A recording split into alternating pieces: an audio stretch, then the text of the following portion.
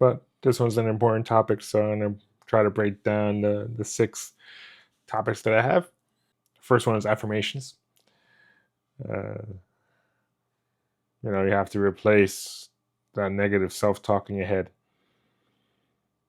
And the only way to do that is with positive self-talk that's repeated every day for however long it takes.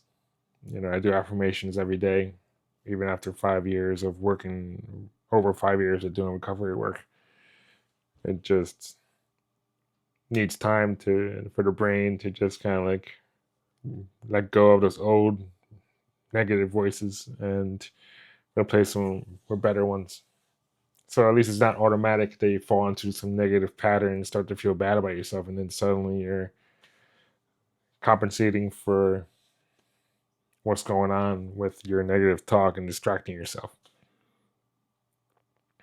2, journaling. And I'll try to use the space over here to put something up to help us keep track of where we are. Journaling is a great place, a great way for me to just mind dump everything that's going on, regardless if it's at work or home or plans or whatever else. I just spend about 25 minutes typing, and I also do a step 10 inventory about once a week. I'm kind of overdue for one. But just a consistent practice of dumping everything onto paper helps keep you from having to repeat it in your mind, and just kind of let things go. The third one is mindfulness. You have to be aware of what's going on, or learn to be aware of what's going on inside your head. Before I started this work, disassociation and real life was kind of blurred. Kind of like transition into a disassociative state because of stress, and I even realized that it was stress that's making me switch sides and let go of the present moment, and in essence abandoning myself because I wasn't present. I was basically running stupid disassociation in my head, or running a fantasy, and then using that to disconnect and get some pseudo emotions and feelings going, so it's even more seductive. And suddenly in the present moment, it's just like I checked out. There's nothing there. So for me, part of the process was to understand, okay, I am checking out, I checked out, or I am about to check out, or what's wrong? What's the problem? What's the stress? What am I looking to escape from? And slowly over time, I started to dial into that and see what's really underneath my disassociations. And yeah, often it's just fear and being stressed out and looking for a way to escape or cope. 4 is to be consistent. You're establishing a relationship with your inner family, your inner critic, inner teen, inner child. And they have a long list of check marks of you not being, or us not being, very consistent with ourselves.